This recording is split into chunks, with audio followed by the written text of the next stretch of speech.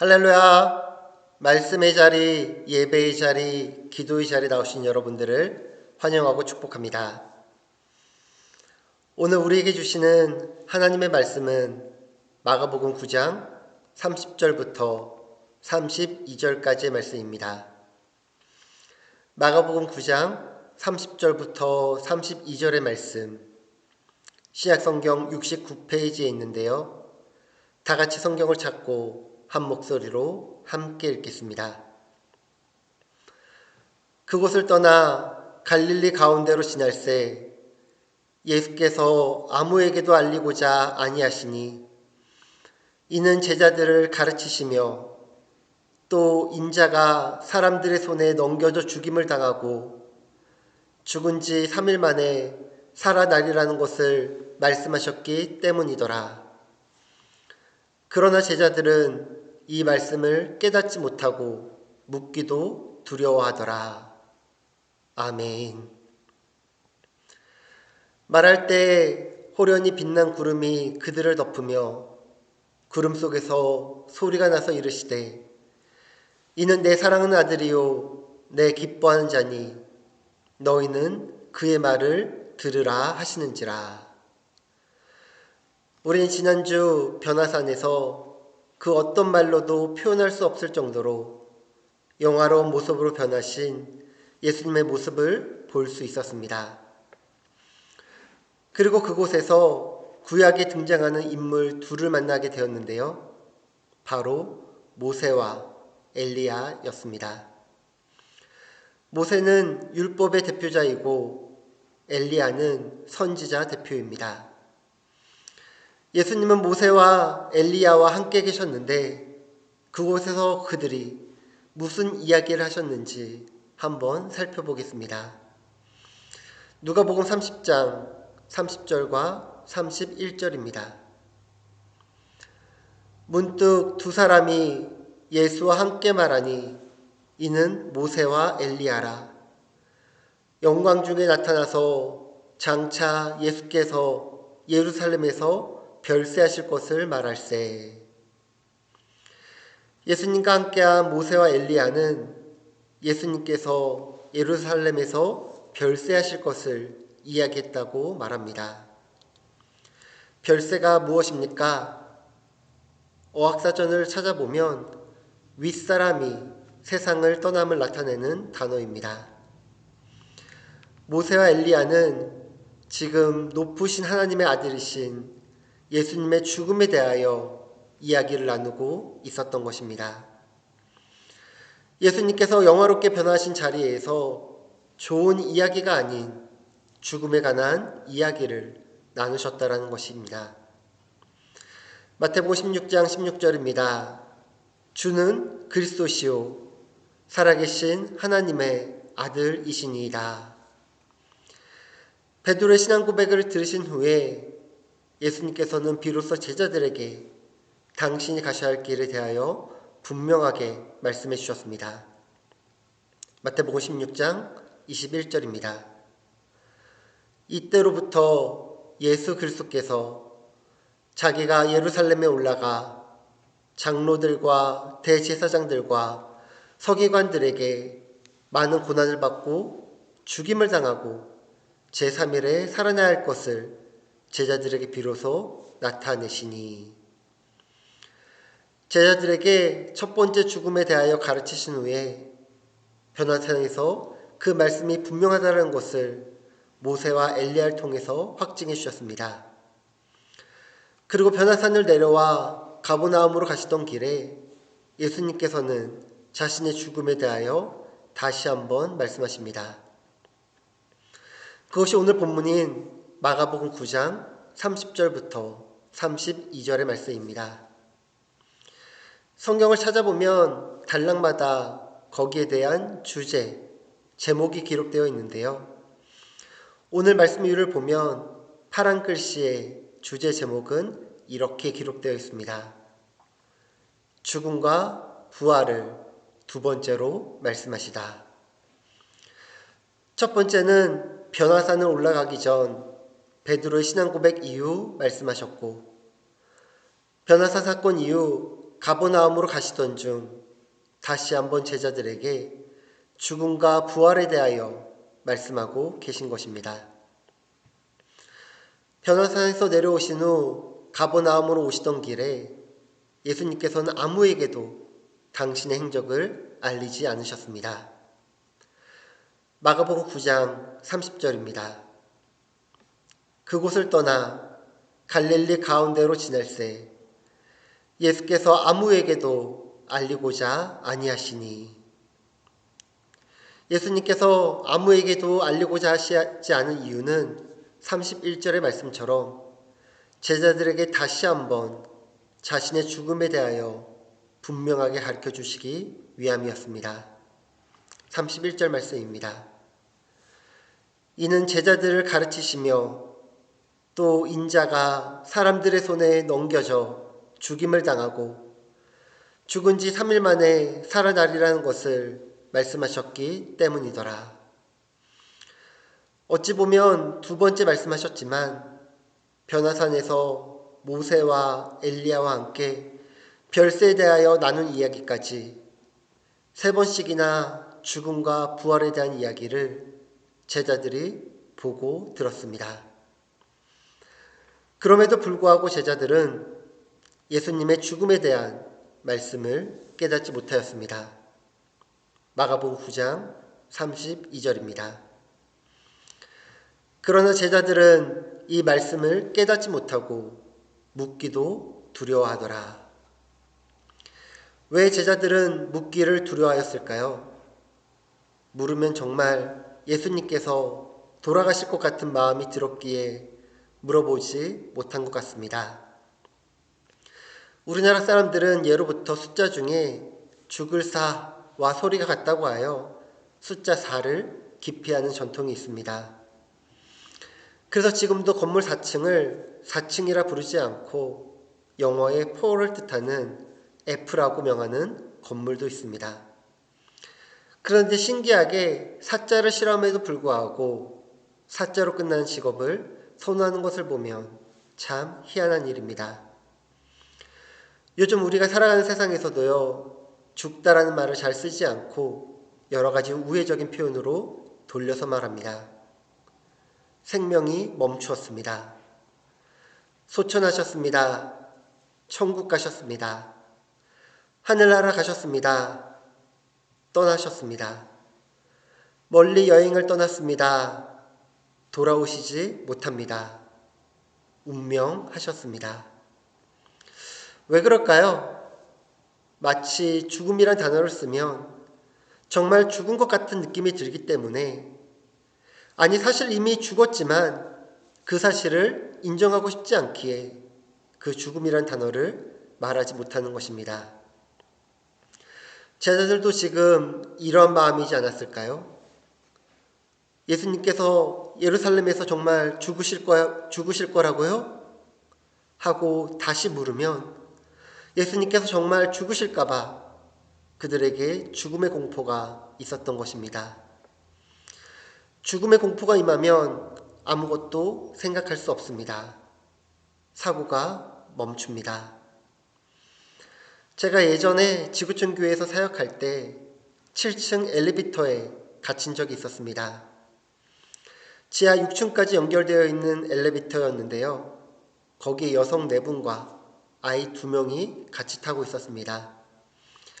유일하게 남자이고 사역자이다 보니 처음에는 차분하게 문이 금방 열릴 거라고 그분들을 격려하고 다듬어주며 전화기를 꺼냈는데 신호가 안 잡히는 것이었습니다.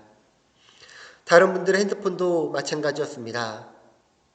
비상통화를 해보겠다고 말하며 엘리베이터에 있는 비상벨 버튼을 눌렸습니다. 그러나 아무런 응답이 없었습니다. 계속해서 비상 버튼을 누르고 있었는데 엘리베이터가 덜컹하더니 조금 떨어지는 것을 느꼈습니다. 아이들이 울기 시작합니다. 여성분들도 초조해 보였지만 아이들을 달래주었습니다. 그런데 예배 시간이다 보니 이 시간에 엘리베이터를 타러 오는 사람이 아무도 없었는지 소리쳐도 아무도 오지 않았습니다. 그런데 설상가상으로 잠시 후에 엘리베이터에도 불이 꺼졌습니다. 우리는 그전까지 누군가 구해주러 오겠지 하였는데 불이 꺼지고 아이들을 울고 불며 이제 우리 죽는 거 아니냐고 하는데 그 죽음이라는 단어를 들으니 저도 그제서야 무서워졌습니다. 예배가 끝났는지 사람들 소리가 들리기 시작합니다. 웅성웅성하는 소리가 들려 살려주세요! 살려주세요! 엘리베이터가 멈췄어요! 신고 좀 해주세요! 소리쳤는데 7층 로비에 수백 명이 떠드는 소리에 우리 소리가 안 들렸는지 아무런 반응이 없었습니다. 저는 엘리베이터 문을 탕탕탕 치며 살려달라고 소리쳤습니다. 엘리베이터 안에서는 제가 문을 너무 세게 탕탕 치니 엘리베이터가 움직인다고 떨어질 것 같다고 소리를 막 질러댔습니다. 다행히 누군가 이 소리를 들었는지 조용히 해달라는 소리가 들렸고 이윽고 저희가 살려달라는 소리를 듣고 시설팀이 출동하여 저희는 1시간 만에 엘리베이터 안에서 탈출할 수 있었습니다. 엘리베이터는 7층과 6층 사이에 걸려 있었습니다. 우리는 사람들의 도움을 받아 올라왔습니다. 올라왔는데 한 아이가 이러더라고요. 예수님께서 살려주셨어요. 예수님께서 살려주셨어요. 이상하게 들리실지 모르겠지만 그곳에 있는 모두가 그 소리를 듣고 우리를 위해 박수를 쳐주며 다 함께 외쳐주셨습니다. 예수님께서 살려주셨다. 예수님께서 살려주셨어요. 하나님 감사합니다. 죽음은 아니었지만 1시간 정도 잠시 죽음의 문턱에 다녀온 아찔한 시간이었습니다. 그런데요, 죽음이라는 이 생각에 사로잡히니까 정말 아무런 생각이 안 들리더라고요. 이는 제자들을 가르치시며 또 인자가 사람들의 손에 넘겨져 죽임을 당하고 죽은 지 3일 만에 살아나리라는 것을 말씀하셨기 때문이더라. 예수님께서는 죽음에 대하여 말씀하셨지만 죽음이 끝이 아닌 부활에 대해서도 말씀해 주셨습니다. 마태복음 16장 21절 말씀입니다. 이때로부터 예수 그리스도께서 자기가 예루살렘에 올라가 장로들과 대제사장들과 서기관들에게 많은 고난을 받고 죽임을 당하고 제3일에 살아날 것을 제자들에게 비로소 나타내시니 죽음 이후에 3일 만에 살아나심을 이야기하였는데 2번이나 이야기하였는데 죽음이라는 단어가 주는 공포에 사로잡혀서 두려움에 사로잡혀서 그 뒤에 말씀하시는 부활에 대하여 그들은 생각지도 못하고 깨닫지도 못한 것입니다. 갈릴리는 예수님 사역의 중심 무대로서 언제나 예수님의 손길을 필요로 하는 이들이 몰렸던 곳입니다. 그런데 이런 갈릴리 지역을 지나면서 예수님께서는 사람들에게 노출되지 않도록 은밀하게 다니셨습니다. 마가복음 9장 30절입니다. 그곳을 떠나 갈릴리 가운데로 지날새 예수께서 아무에게도 알리고자 아니하시니 이런 모습은 평소에 예수님답지 않은 모습이었습니다. 본래 예수님께서는 늘 사람들을 환영하셨을 뿐만 아니라 오히려 사람들을 찾아 이 마을 저 마을로 다니신 분이셨습니다. 그런 예수님께서 사람들의 눈에 띄지 않게 움직이신 이유가 무엇일까요? 그것은 전적으로 제자들에게 더 집중하고자 하시는 예수님의 마음이자 곧 사랑이셨습니다. 이는 제자들을 가르치시며 또 인자가 사람들의 손에 넘겨져 죽임을 당하고 죽은 지 3일 만에 살아나리라는 것을 말씀하셨기 때문이니라. 예수님께서는 당신이 머지않아 예루살렘에서 십자가를 지실 것을 아셨습니다. 제자들과 함께할 시간이 많지 않음을 아셨습니다. 따라서 사람들에게 방해를 받지 않고 모든 것을, 또한 모든 시간을 제자들만을 위하여 쏟길 원하셨던 것입니다. 제자들과 함께한 이 시간에 예수님께서는 제자들을 가르치셨습니다. 그 가르침은 예수님 자신에 대한 죽음과 부활이었습니다. 서로 사랑하라. 7번씩 70번이라도 용서하라. 전도하고 복음을 전하라. 그동안 많은 가르침이 있었지만 십자가의 사랑, 십자가의 길, 십자가의 복음과 부활을 지금 이 시간 가르치고 계신 것입니다. 그런데 제자들은 예수님의 마음을 잘 이해하였습니까? 그들은 예수님의 마음을 잘 이해하지 못하였습니다. 그러나 제자들은 이 말씀을 깨닫지 못하고 묻기도 두려워하더라. 꼭 그런 것은 아닐 수 있지만 공부 잘하는 학생과 그렇지 못한 학생의 차이는 무엇일까요? 모르면 물어보고 알 때까지 배워야 하는데 물어보면 창피할까봐 묻지 못하고 혼날까봐 묻지 못하고 묻지 못하다 보니 다시 알 수 있는 기회를 놓쳐버리게 되는 것입니다. 예수님께서는 제자들을 진정으로 사랑하셨기에 진정한 복음을 알려주고자 하셨습니다. 이를 위해 그들에게 영원한 생명을 주려 하셨습니다. 영원한 생명을 얻으려면 죽음을 이겨야 하고 죽음을 이기려면 죄가 용서되어야 했습니다.